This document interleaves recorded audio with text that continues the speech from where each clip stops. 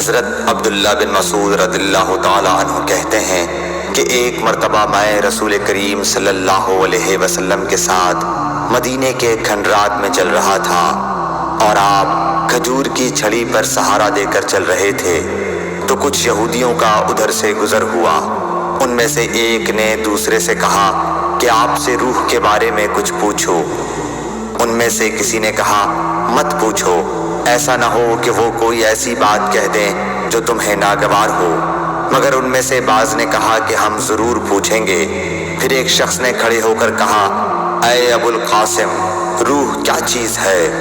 آپ نے خاموشی اختیار فرمائی۔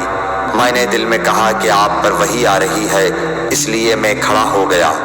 جب آپ صلی اللہ علیہ وسلم سے وہ کیفیت دور ہو گئی تو آپ صلی اللہ علیہ وسلم نے قرآن کی یہ آیت جو اس وقت نازل ہوئی تھی تلاوت فرمائی۔ اے نبی، تم سے یہ لوگ روح کے بارے میں پوچھ رہے ہیں، کہہ دو کہ روح میرے رب کے حکم سے ہے اور تمہیں علم کا بہت تھوڑا حصہ دیا گیا ہے، اس لیے تم روح کی حقیقت نہیں سمجھ سکتے۔ صحیح بخاری حدیث نمبر 125۔